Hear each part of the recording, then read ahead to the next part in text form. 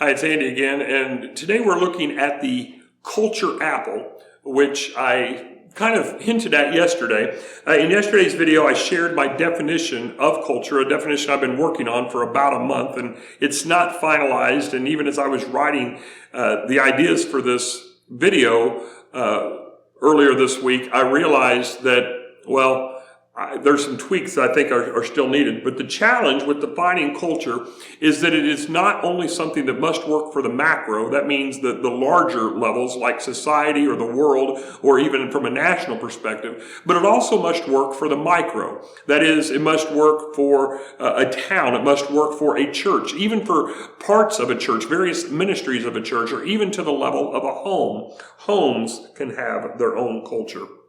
So we can talk about culture in general, but we must make sure that when we're talking about culture, we have a base definition. And as I said yesterday, it's the understandings and the actions of a specified group of people.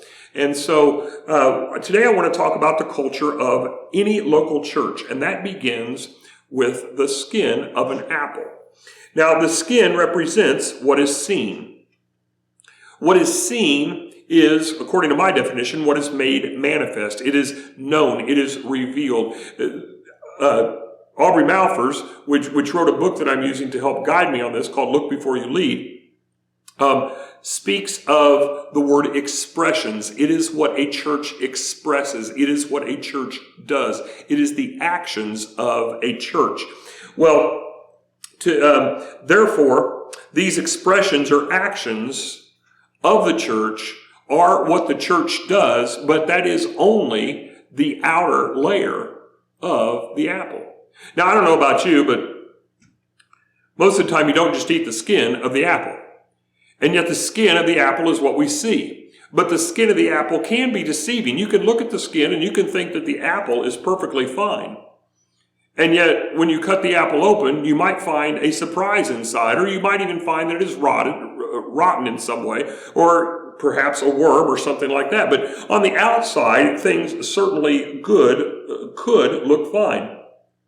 As Malphurs says, it's easy to observe expressions or behavior, but it is much more difficult to understand those expressions or behavior. What are the motives for those expressions or behavior? To do that, we must begin to look inside the apple to discover the why.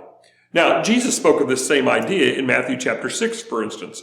3 times in this part of the Sermon on the Mount, Jesus talks about those who do things that look good from the outside, but they do it from a hypocritical mindset. In fact, he uses the word hypocrites in each one of these expressions.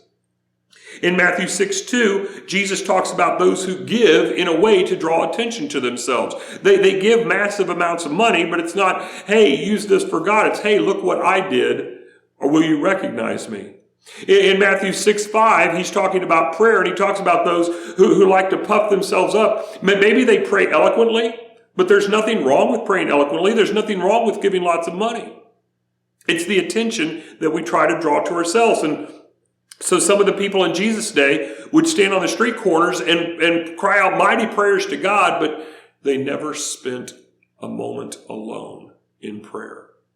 Their prayer life was all exterior. It was for show, not what is done in the closet, in secret, in the prayer closet, as Jesus kind of alludes to in that passage. And then in Matthew 6:16, Jesus begins to talk about fasting, and people would fast in order to gain sympathy. Oh, look at me, I haven't eaten in so long. Aren't you proud of me? Don't you think this is great that I have gone through this instead of drawing closer to God? Now again, please understand, God wants us to give. God wants us to pray. God wants us to fast.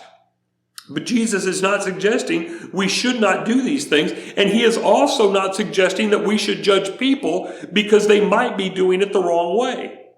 It's the layer, it's the outer layer of the apple. All we see is the expression of what is being done.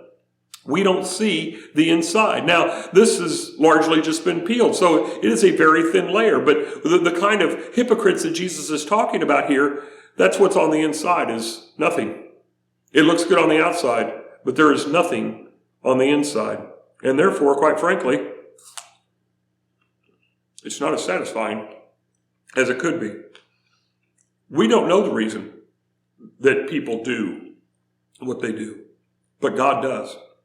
That's because, again, these expressions are based upon their beliefs and their values, which we'll get into in the next couple of days. But it is only the expression.